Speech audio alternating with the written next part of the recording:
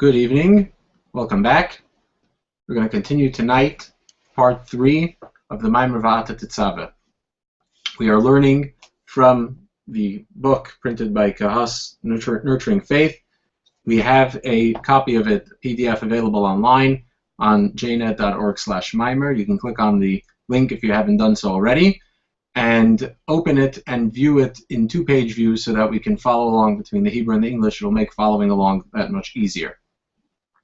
We're going to begin tonight with chapter 8 on page 58 and 59. Just to review briefly what we've said till now, we spoke about the fact that Moshe, nurtures the faith.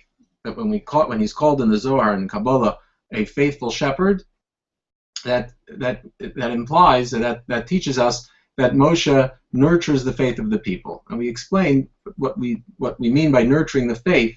That the faith is something that becomes imminent and something that informs the person's behavior, and that Moshe did this by bringing das, in other words, by anchoring the faith, that the faith doesn't remain abstract, but something that affects and informs the intellect and the emotions as well.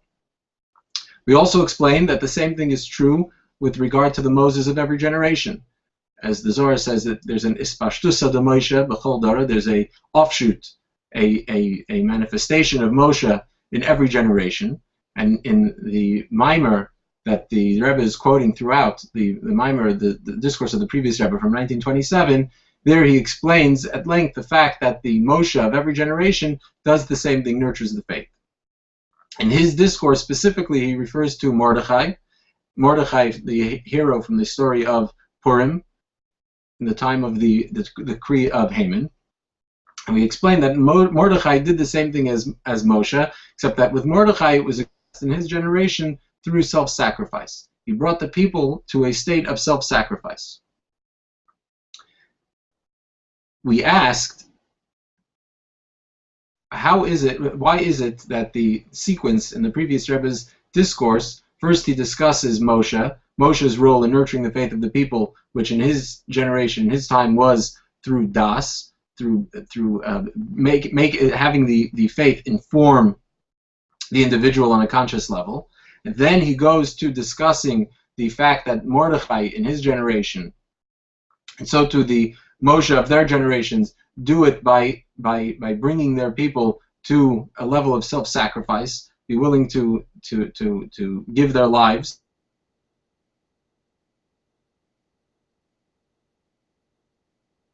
Later in the verse where it says that the oil that's brought to Moshe should be crushed for the luminary.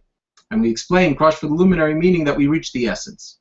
So when we talk about reaching the essence, we discussed in the last class the fact that in order to bring the faith into a conscious level in the person, it's something that needs to come from the essence of the soul.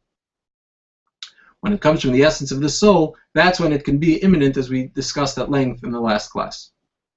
We also discussed the fact that self-sacrifice also is an expression of the essence of the soul. Since the person is not, and we're not talking about where he chooses to give his life for his beliefs, chooses to give his life for whatever he is, whatever he believes in or represents, but that the decision that self-sacrifice is not a decision. It's not something that he's consciously deciding to do. It's impossible for him to choose against it. It's something that happens automatically since it triggers something in the essence of his soul.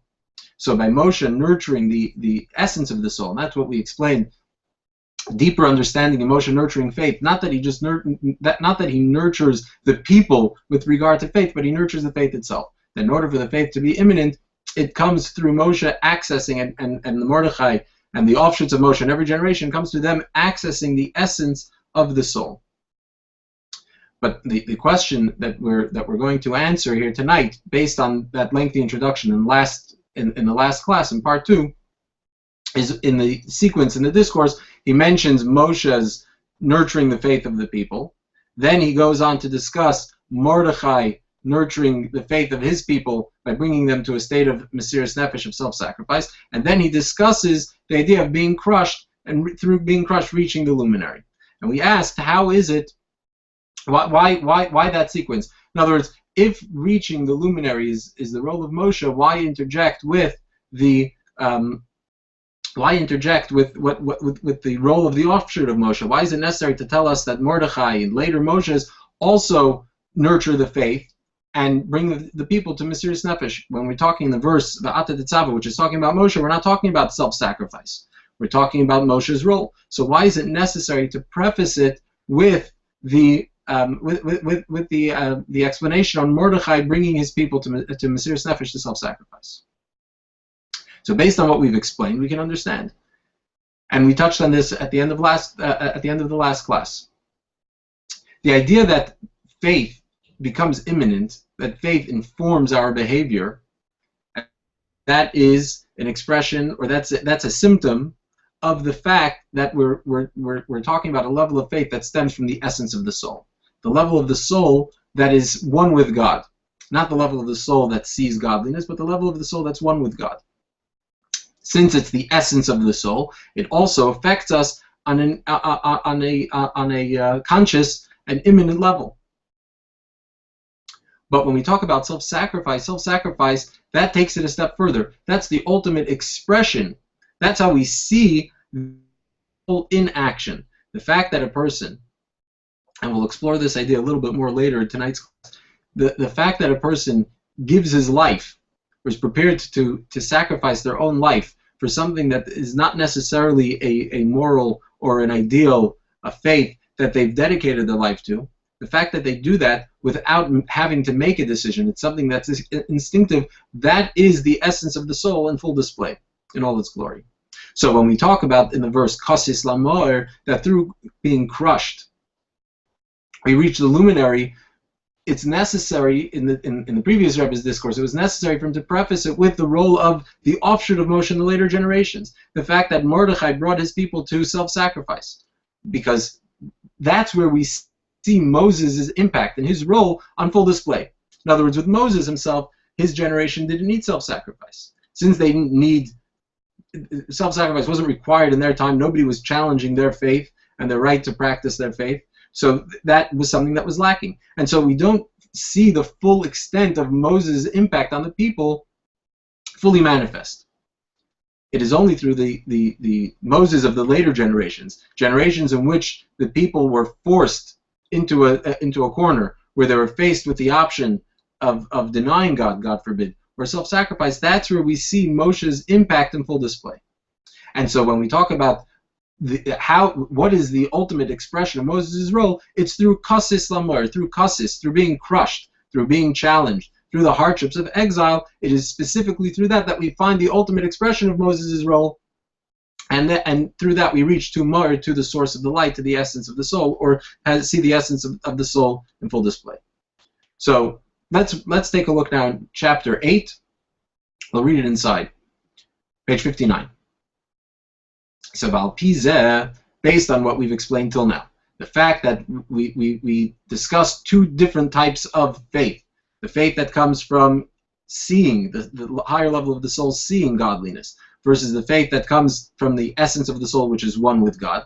Once we've explained that the level of faith that brings us to self-sacrifice, and the level of faith that is imminent, that can be imminent, and on a felt on a conscious level, is the faith that stems from the essence of the soul, which is nurtured by Moses, now we can understand the kesher, v'seder, and yonah ba'maimer, b'bira, pasuk, v'ata, tetzave, goymer. We can understand the sequence and the structure of the previous Rebbe's discourse from 1927, when he explains the verse v'ata tetzave. Shebetchila mevayres hapirosh v'ata tetzave es b'nei Yisrael. First, in his maimer, he explains the meaning of v'ata tetzave es b'nei Yisrael. Which, what did we say? What does v'ata tetzave es b'nei Yisrael? Not just the simple meaning, which is that Moses commands the people and instructs the people, but rather that Shemoshe hu mekasher mechabes b'nei Yisrael imar insof, that Moshe connects tetzave, we said, comes from the term tzavta, to connect. That Moses connects the people with God. How does he connect them? Through nurturing and sustaining the faith, as we explained. Well, after explaining that, he goes on to explain that also these shepherds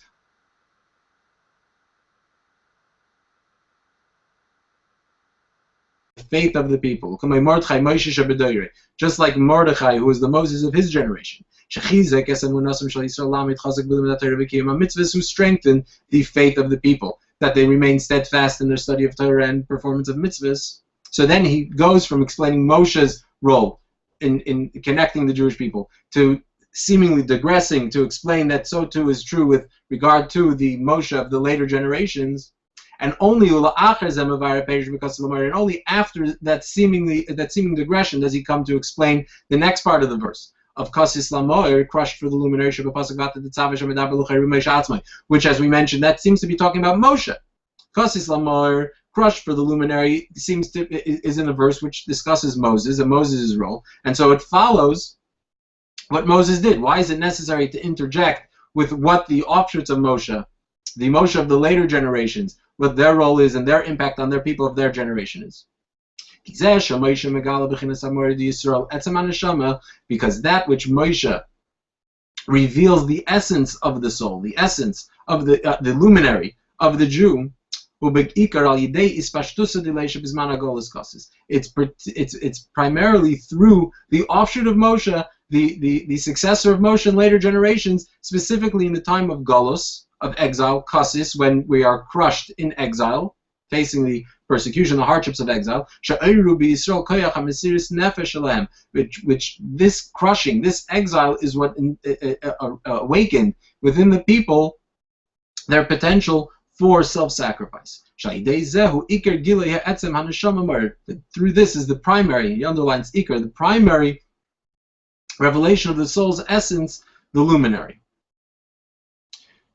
So now, that all fits perfectly in the discourse. So to recap, in the previous Rebbe's discourse, he explains the verse Va'ata Tetzave, and while the verse Va'ata Tetzave is talking only about Moshe, in the middle of his explanation, he digresses to discuss Mordechai and the offshoots of Moshe in later generations, and now it all makes sense. Because since what we're talking about is connecting the people, what Moshe's role is exposing or accessing the essence of the soul which is essentially bound with God, with the essence of God.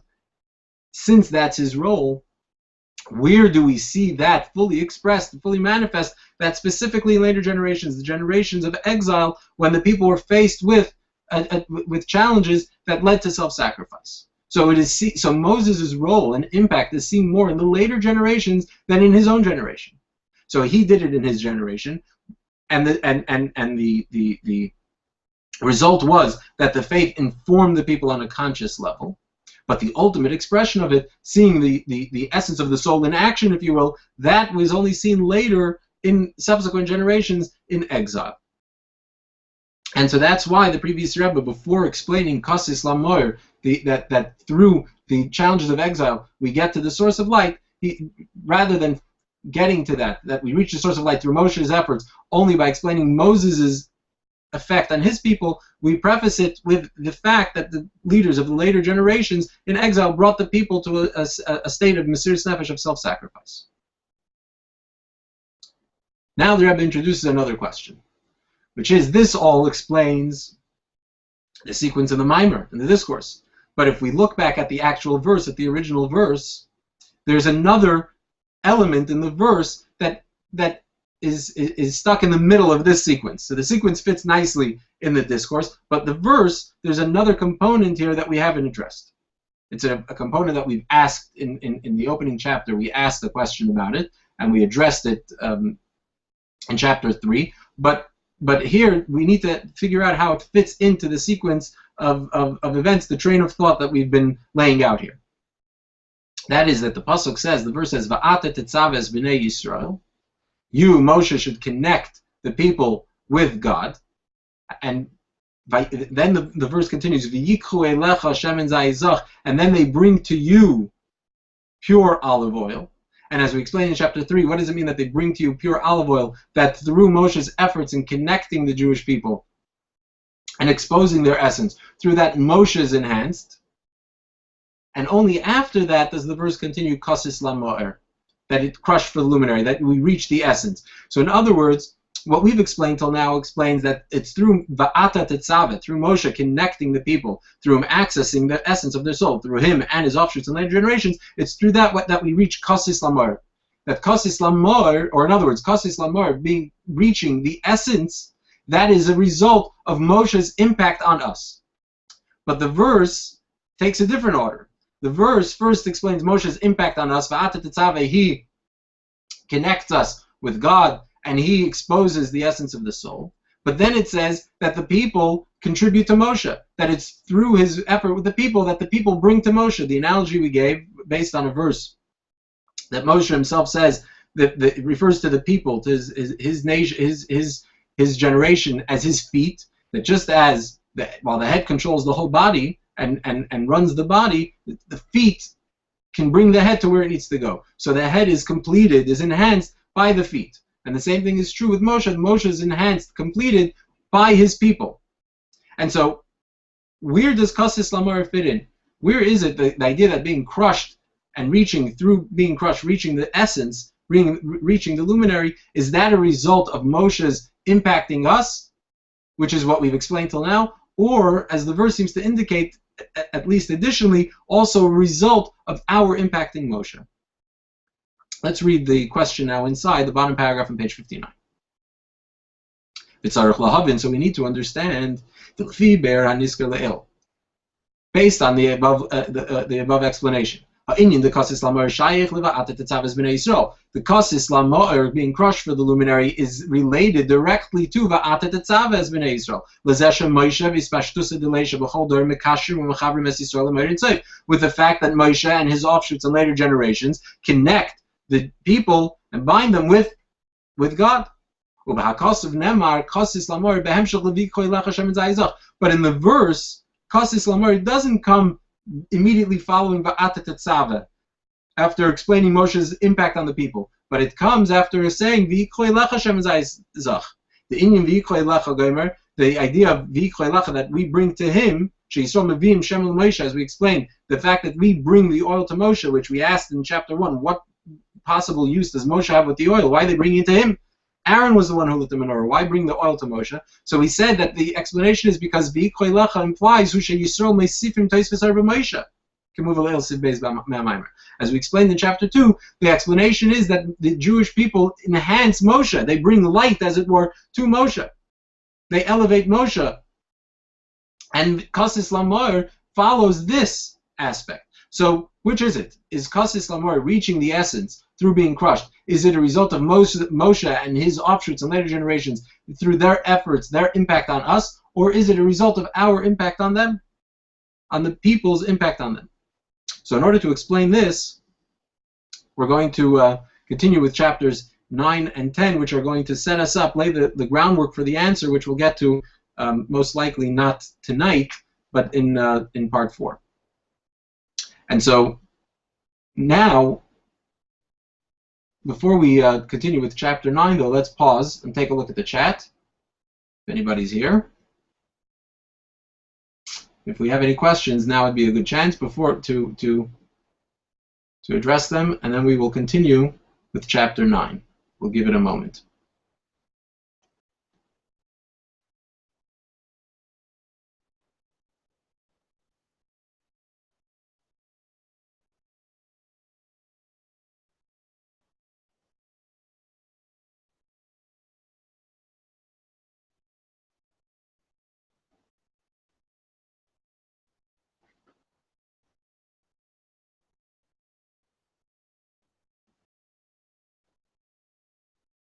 Looks to be quiet. You can get your questions ready as we wind down chapter 9 so that we can hopefully move seamlessly into those before moving on to chapter 10. That will hopefully keep me from getting ahead of myself as I did here with chapter 9. Let's move on to chapter 9. So to answer the question, we're going to say that there are 2 levels in Kosis Lamor. That's going to be the ultimate answer that'll help us reconcile the explanation in the discourse up to this point with the actual literal sequence in the verse. That there are 2 levels in Kosis Lamor, crushed for the luminary. Now, before we get to that, we're going to preface it by reintroducing something we brought in chapter 4. In chapter 4, just a quick refresher, in chapter 4 we attempted to answer the question, what why the previous Rebbe explains how the explanation on Kasis Lamor, being crushed for the luminary, how that fits into the discourse.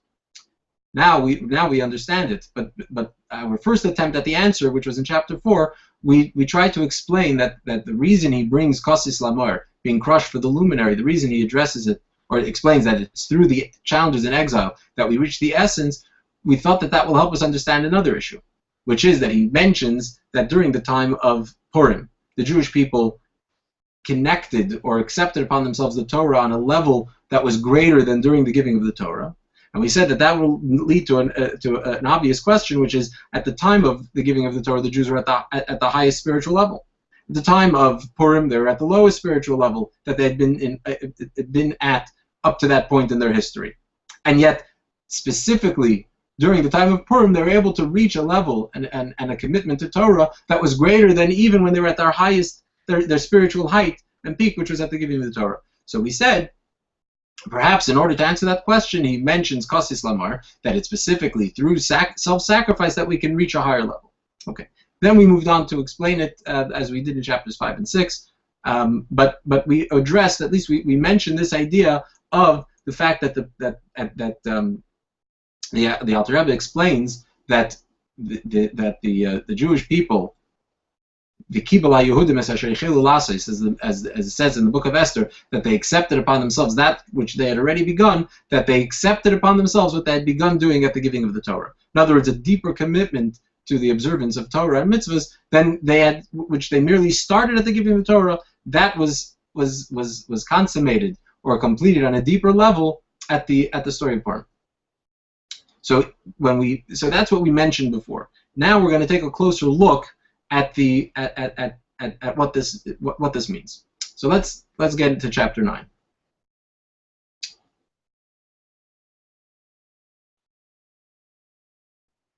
We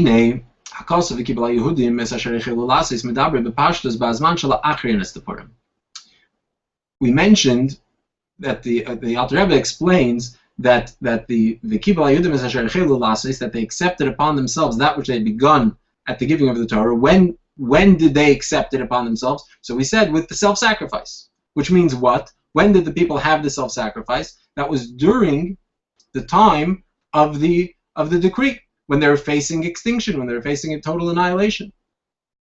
It was at that time that they had self-sacrifice. But this idea is explained from a verse that's not talking about during the time of the decree. The simple reading of the verse, "V'kibbalah Yehudim es asher echelu lases," is talking about they accepted upon themselves to fulfill all that that Moses and Esther, that Mordechai and Esther, had established to commemorate the miracle of Purim.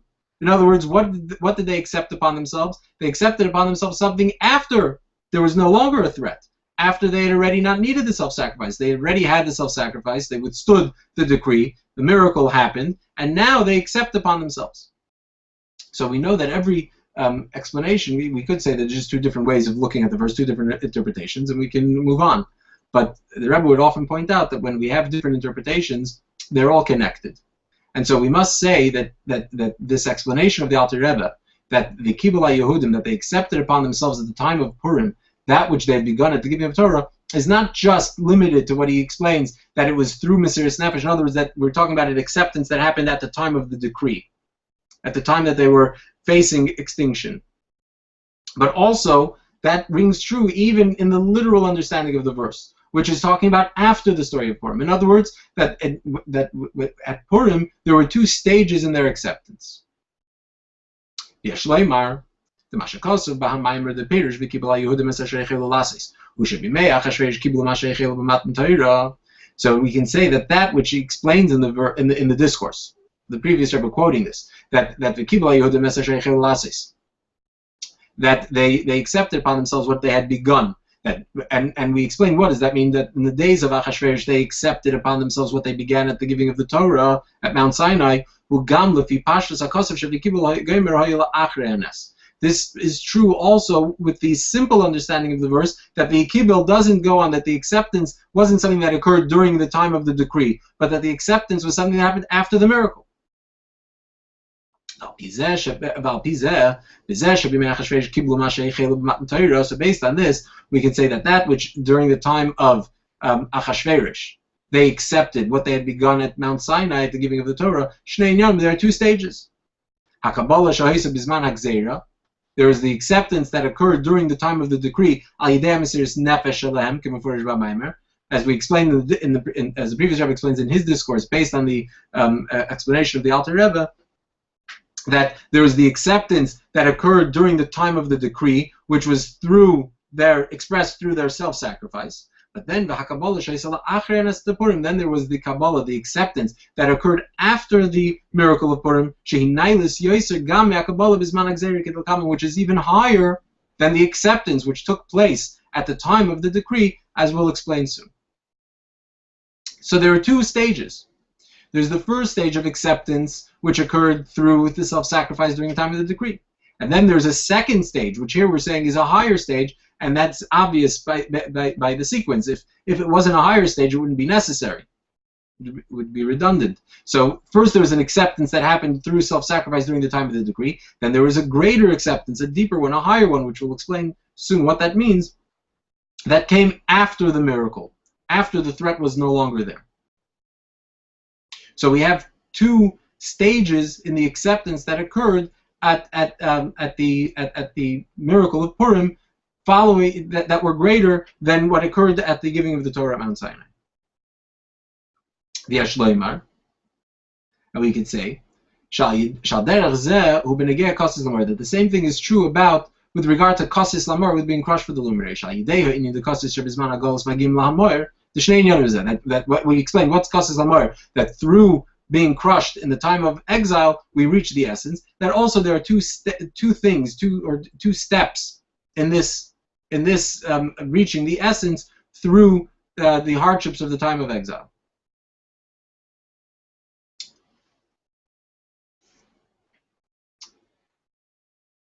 The first step of reaching the essence through being crushed is when the people find themselves in a situation of being crushed because there are decrees against Torah and mitzvahs,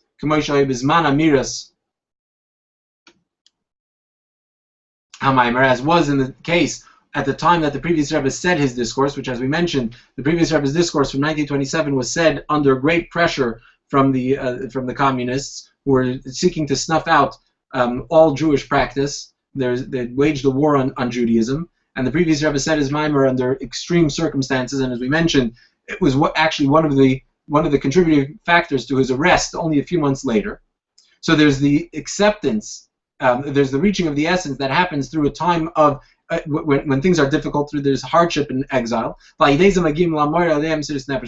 that, we reach the essence through self-sacrifice. Then there's another concept in being crushed for the luminary, that even when the people find themselves in relative prosperity, material prosperity, and even spiritual prosperity, but they still find themselves in galus, they still find themselves in exile. And here the Rebbe in the bracket says that this has a parallel to what happened, again going back to the story of Purim,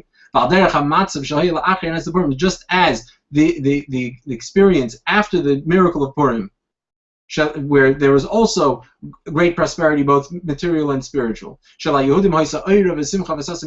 it says that the Jewish people had light and joy, gladness and honor, which the Pashtas, that meant literally that there was all these things literally in a physical sense, the Gamberuchnius, but also in a spiritual sense. As we know, the Talmud points out, Oira represents Torah, Simcha represents Yom Tov, Sasin is circumcision, Yikar is tefillin. So we see that the verse that to the people there was light, joy, gladness, and honor meant both literally in a physical sense there was prosperity, and also spiritually there was prosperity. And even more than this, more than just having a spiritual prosperity,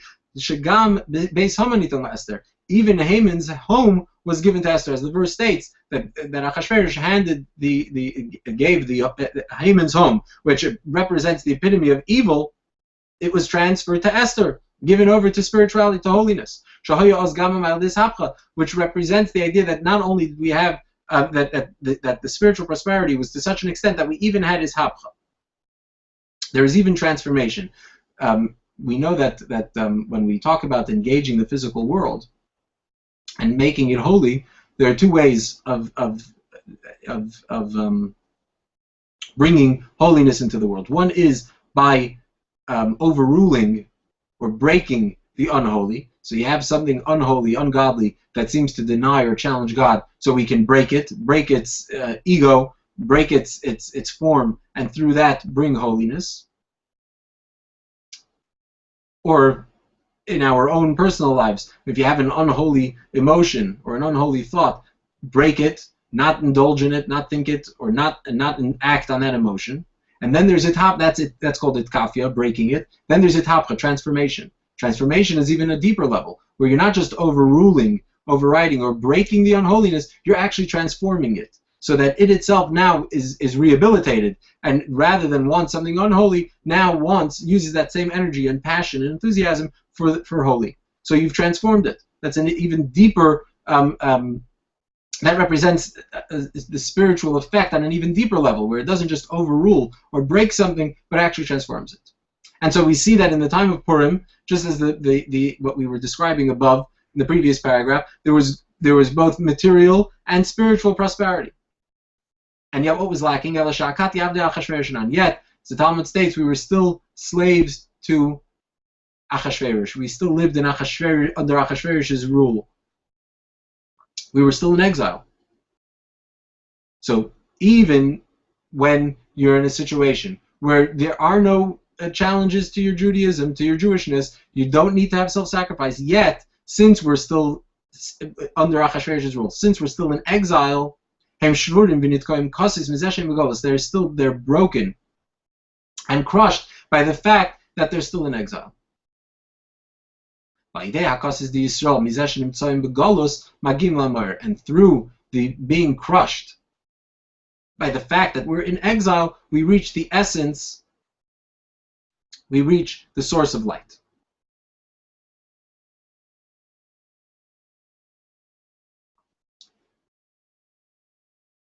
So we've now been introduced to two stages. In Kasis Lamar, in being crushed for the luminary, reaching the essence of the light. There's the essence that's reached through Kasis, through being crushed by challenges to our Jewishness that necessitate self-sacrifice. And then there's another crushed, there's a crush that doesn't come from being persecuted. It's crushed from the fact that we're in exile. So what does this mean, that we're crushed from the fact that we're in exile? So first of all, what does it mean that through being crushed that we're in exile, we reach essence? We explained earlier the fact that the connection between self-sacrifice and the essence, that self-sacrifice is the essence of the soul in action. The fact that a person who may not live necessarily a particularly righteous and pious life, not that he decides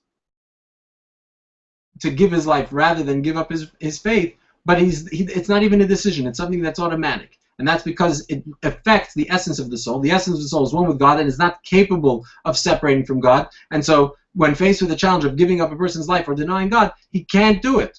He doesn't choose not to. He's incapable of it, since it's his very essence. There's no option here. There's no choice. So we see clearly a connection between self-sacrifice and essence, and the essence of the soul. But how is it that through being crushed by the fact that we're in exile, we reach the essence? What's the connection between being devastated that we're in exile, being broken that we're in exile, with the essence of the soul? And the other thing that we'll need to understand is, how is it that this is actually a higher level higher level than the level reached through self-sacrifice? In other words, we mentioned at the beginning of the chapter that there's the two levels, the two stages in the Kibbutz Yehudim and what the Jewish people accepted. There's what happened during the time of the decree, and then what happened afterwards. And we mentioned that what happens afterwards, we're increasing, we're reaching a higher level. There's a higher stage to reach. So first of all, we need to understand what's the connection between the being crushed in the time of prosperity, both material and spiritual, with the essence. How does that connect with the essence? And also, how is that a higher level than the level reached through self-sacrifice? So that's what he's going to explain now, the bottom paragraph on page 63.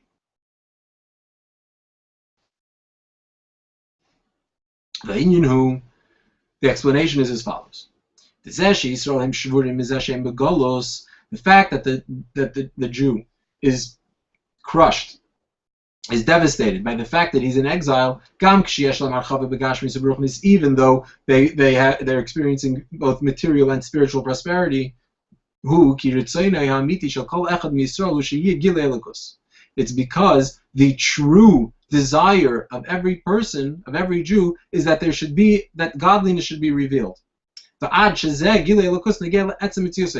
is something that the Jew wants so badly, so much, that it's something that affects his essence. In other words, when somebody's bothered because they want something and they don't have it, so depending on how important that thing is to the person, that's how devastated it'll be by the fact that they don't have it. So the more somebody wants something, the more important it is to them, the more devastated they are by not having it. So when we say that a Jew is devastated by the fact that they're in exile, what are we saying? The fact that in exile there's what is exile? Exile is a time when there's a concealment of godliness. So if the person himself, in his own spiritual standing, is not lacking anything, spiritually and materially he's got everything he needs, so then what's bothering him? What's bothering him is he's in exile. And we're saying that to what extent is he bothered? He's kassis, he's completely broken. So if he's completely broken, that means that what he's lacking, which is the revelation of godliness in this world, is something that's deeply important to him. It's something that's very, very, very important to him. And here the Rebbe is saying that the true desire, the true need of every Jew is the need for a revelation of godliness in this world, to the extent that that is what he wants essentially. So if we think for a moment, if we recognize one of the ways of achieving happiness is to reflect on the fact that you have everything you need. You have everything you need. You're not lacking. Then you can be happy because you have what you need. So why then would a person be completely devastated if they have everything they need? The reason that they're completely devastated is because there's a need there's something that we need that we don't have. And that is the revelation of godliness. That is that for a Jew, exile is an unmanageable state. It's something that challenges his very essence, his very core. Let's continue. Page 65. So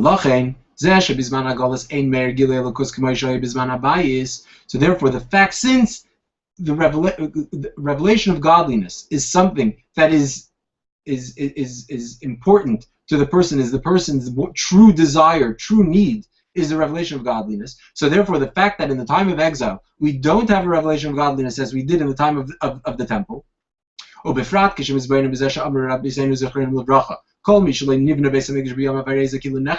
especially when we reflect on the fact that the sages say that whoever is living in a time when the temple was not rebuilt, it's as if it was just destroyed. So in other words, it's not just that we're lacking something from a distant time. It's something that is happening now. So from this fact itself, from the fact that there's no revelation of godliness, the way it was back in the time of the temple, and even more so the fact that there's no revelation of godliness is sort of a disaster that's occurring right now, is something that's fresh. So from this is an ganzen zertreiselt. He's completely shaken up. He's completely devastated, crushed.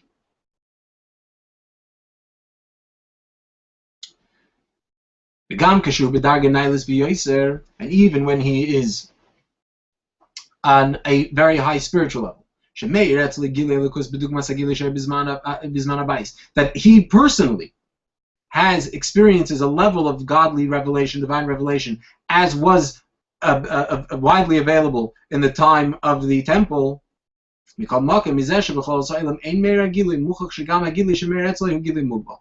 Nevertheless, the fact that this revelation is only experienced by him personally, but it's not something that's apparent in the world, that means that it's not what he really is after, it's not what he wants, because it's a limited revelation of godliness.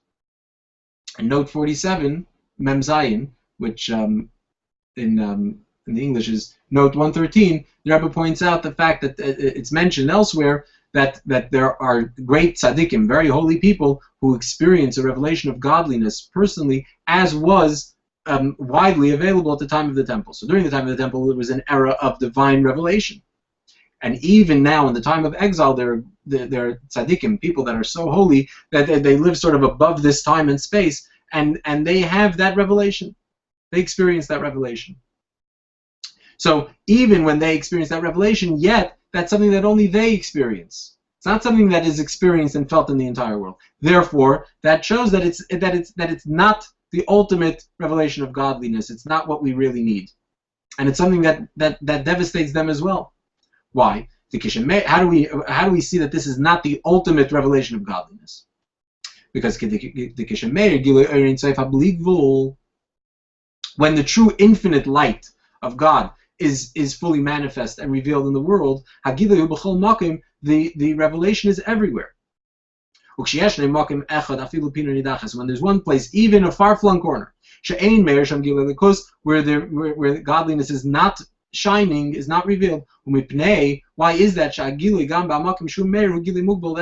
That shows that the revelation that's experienced where it is revealed is a limited revelation. If it's infinite, then it's everywhere. If there's a place that it isn't, then it's not the true infinite light. So, what is it that we want? This is, the Rebbe tells us something that maybe if we have time later we can reflect on a little bit more. The idea that our true desire, the true desire of every Jew, is the desire of the essence of his soul, is to see, or that there should be a revelation of godliness in the entire world. Simply put, that's because the essence of the soul is one with God. Since the essence of the soul is one with God, and God created the world with the purpose of being fully revealed in this world, so the essence of the soul's need or desire is what God's desire is, which is the infinite revelation of God's infinity and His essence revealed all over the world. If there's a place that's not happening, then we haven't reached that point. So even while the person himself may experience all kinds of high spiritual levels and revelations, it's not the ultimate. It's not what his soul ultimately wants. This is what's brought in the discourse of the Alter Rebbe. The Isa B'Tikkunim is explained in the Zohar. That it explained in Tikkunei Zohar that if one tzaddik were to repent, were to do tshuva, complete tshuva, in his generation Mashiach would have arrived. Why is that?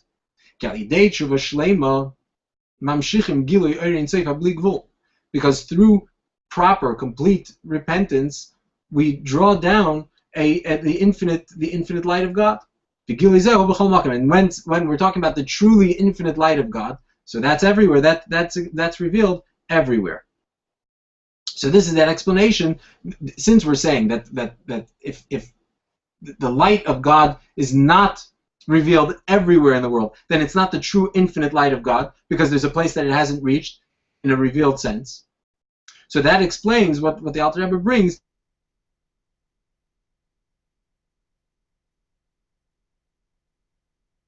Mashiach would come, because true tshuva, and here when we talk about tshuva, we're not talking about repenting for sins. It says even the tzaddik has to do tshuva, the righteous do tshuva. Tshuva here means return. That's what tshuva means, to return to its original state. And so a tzaddik, even a tzaddik who's completely righteous, was never disconnected from God, yet the soul, as it's put into this world, is still, it undergoes a change. it's now there's some form of distance that's put between the soul and its original source in God.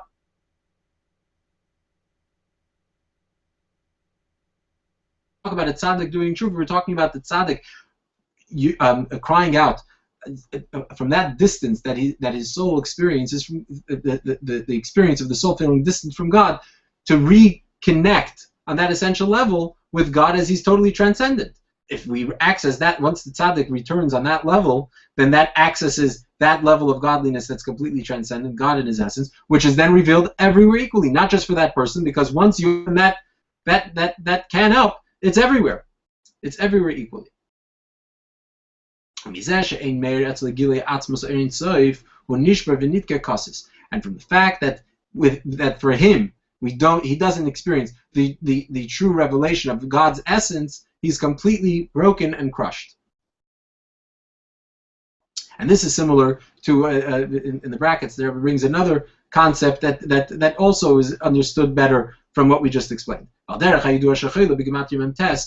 that the word chayla, somebody who is sick, it's called a chola. Chola, the numerical value of the word chola is 49. What's the significance of 49? So it's explained in Kabbalah that there are 50 gates of Bina, 50 gates.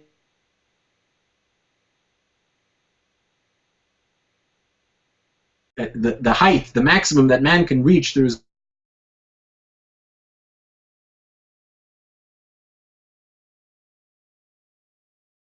the 50th gate, we said 50 gates of understanding. The 50th gate is one that comes from God, that God bestows on man. It's not one that man can reach on his own. And yet, we're told that the chayla is 49, that even though the person can reach his maximum potential on his own, yet the fact that he's lacking the 50th gate, so he seems to have maxed out. He's perfect. He's perfect. He's not out lacking anything. All he's lacking is the 50th gate.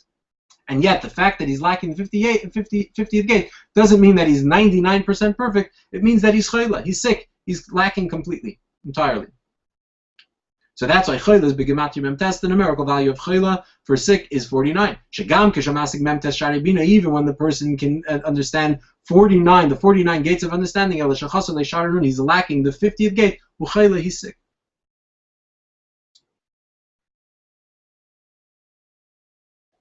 So to empower us, because we're talking about a level, and we're going to continue to explain this in the next chapter as well, a level of being broken from the fact that we don't experience that the ultimate revelation of God's essence in the world, that since we don't experience that, we're broken, because that's what we truly want. So here the Rabbi brings something that the Tzemach Tzedek quotes in one of his works. The Tzemach Tzedek is the name for of a book written by the third Chabad Rebbe, Rabbi Menachem Mendel of Lubavitch, who is the grandson of the Alter Rebbe. He's the third generation of Chabad Rebbes, and he's called commonly by the name of his work Tzemach Tzedek. So the Tzemach Tzedek writes, he writes that it was heard from our master and our teacher. His soul is in Garden of Eden, and that refers to Admor Azak in the Alter Rebbe, Rabbi Shner Zalman, the founder of the Chabad movement. That he says it would be heard from him, where he would say, "Ich will ze gar nicht. I want nothing. Ich will nicht dein Gan Eden. I don't want your Gan Eden, your Garden of Eden. Ich will nicht dein Olam Haba. I don't want your Olam Haba, your world to come, etc. Ich will mehr nicht as dich allein. I want nothing. I want just you. I want nothing more than you alone." In other words, the Alter Rebbe would say that he's not looking for any spiritual fulfillment at any level. We're not talking about experiencing a higher level of divine revelation. It's mernitas dichalein, nothing but you yourself, you in your essence, which is the level that we're talking about, the revelation of God's essence. So validei shahoya nishma lashin zeh me'admor zaken. The fact that the Tzemach Tzedek says that this wasn't just a one-time occurrence, but that this is something that we would be heard from the Alter Rebbe. The Perush Haya Nishma Hushizeh Haya Loirak Bismanam Yuchadim El Shizayid Avaraga, which the implication of the term Haya Nishma, it would be heard, meant that it wasn't just in specific times, but that it was a fairly common occurrence that the Alter Rebbe would express this idea And especially after the Tzemach Tzedek revealed this and publicized this saying of the Alter Rebbe. So in other words, it wasn't just something that was just for the Alter Rebbe, but it was something that teaches us. And not only does it teach us, but it also empowers each and every single one of us that our main desire should be the revelation of God's essence. Or in other words, that just as we mentioned, that it's Moshe, the role of Moshe to access the essence of our soul. So we're applying a similar concept here, that the Alter Rebbe, by expressing this ideal, that his desire, in a very revealed way, is simply the revelation of God's essence. Since he's a Moshe in his generation, in his own right, he empowers us. And he gives us the power, especially since we know about it, we've heard it, it was heard from him, and we now know about it. Not only is that something we need to take a lesson from, but it's something that actually empowers us, that we can access our true desire, our true essential desire, which is a revelation of the essence of God.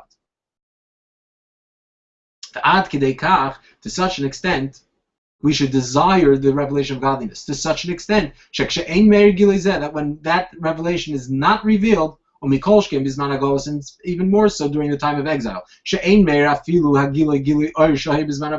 when we don't even have the lower levels, the other revelations of godliness. So then he's completely crushed.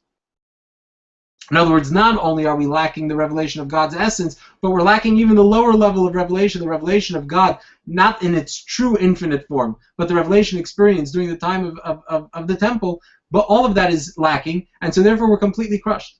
And the Jew asks 3 times every day, or even more, on days when we have additional prayers, such as on Shabbos and holidays, when we're not just praying 3 times, but additional times. We say in the Amidah, and all of those Amidas, that our eyes should behold your return to Zion with mercy. When we talk about God's returning to Zion, we're talking about the era of redemption, and at that point there will be the revelation of godliness to the extent of the revelation of God's essence. So this then is the meaning of Kasis Lamor, crushed for the luminary, crushed for the source of light, through being crushed from the fact that we're in exile, we reach the essence, the luminary, the essence of the soul. Because since this is the will of every single Jew, that there should be this revelation of godliness, to the extent that this affects him to the essence of his soul. It affects him to such an extent that he's crushed, he's devastated by the fact that we don't experience that revelation now in exile. This comes from the essence of the soul, the luminary of the soul, whose connection with godliness, as we explained in the past, is an essential bond, an innate connection. So to summarize, we said that in addition to the essence of the soul that's revealed through self-sacrifice, there's a higher level of the essence of the soul, a higher expression of it, which is not through self-sacrifice, but is expressed by the fact that a person is crushed from the fact that we're in exile. So he's not crushed by challenges to his Jewishness. He's not lacking anything. In fact, he's at the pinnacle of his spiritual potential. He's reached the maximum, the highest level he can on his own, and yet he's still devastated. He's completely crushed. Why is he crushed? Because what he wants, and what he truly wants, is the revelation of God's essence. And the revelation of God's essence will only, once we experience that, that's something that will happen everywhere. It won't be something just for one individual, it will be for the entire world. Because God's essence being truly manifest and revealed, that'll happen everywhere. It's not limited to one place or another, because then it's not really essence. And we'll actually, this idea will be clarified at the end of chapter 10. The fact that if there's somewhere that the light doesn't shine, then that means that it's not the true essence. It means that it's limited in some form. We'll get to that at the end of chapter 10. But simply stated, the essence of God, the revelation of the essence of God will happen everywhere equally. And as long as that's missing, the person's completely crushed. So we asked, how is it that being crushed from the fact that we're in exile, how does that connect with essence? So we said, we explain here in chapter 9 how that's possible. What's the connection between being crushed from being in exile with essence? So we said that why is it that a person is crushed from exile when he's not lacking anything? It's because his true desire, the desire of the essence of his soul, is a revelation of godliness. And since that's the desire of the essence of the soul, so that's why he's crushed. So if you see a person who's crushed, completely devastated by the fact that he's in exile, not from any other circumstances, not from hardships, not from challenges, not from difficulties, not even spiritual challenges, spiritual difficulties. He's a spiritually perfect person, and yet he's completely crushed. Why? You'll know why is that. Why is he completely crushed? Because he's in touch with his true desire, with the desire of the essence of his soul. It's the essence of the soul that desires revelation of godliness. Why is it that the essence of the soul desires godliness? Because since the essence of the soul is one with God, there's an innate bond and connection, an essential connection between the essence of the soul. It is one with God, since God's desire is to be revealed in his essence in this world. Then naturally, that's the desire of the soul. It's not, the soul doesn't have its own interest here. It simply expresses God's desire. And so at the essence of our souls, the essence of our being, what it wants is what God wants. And so since we don't have now what God wants, since we haven't realized the fulfillment of God's desire, so therefore he's completely crushed. Just like a person is bothered, is crushed by the fact that he's lacking whatever it is that he feels he needs, since this is our truest need, our essential need, so therefore he's completely crushed. So in chapter 9 we explain the connection between being crushed from being in exile with essence, how that connects with essence, with the essence of the soul. In chapter 10 we're going to explain how this level, the idea that we're crushed from being in exile, is actually a higher level than the level experienced through self-sacrifice. For that we're going to have to tune in to part 4, God willing. Now we'll pause for we'll take a look at the chat, see if there are any questions, and give that a moment, and then we will bid you good night for tonight.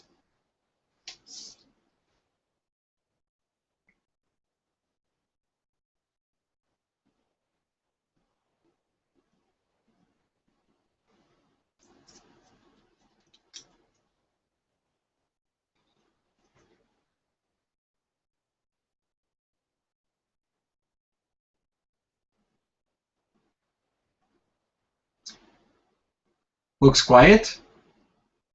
Not surprising already at this point. So I will say good night, and we'll see you, God willing, next week.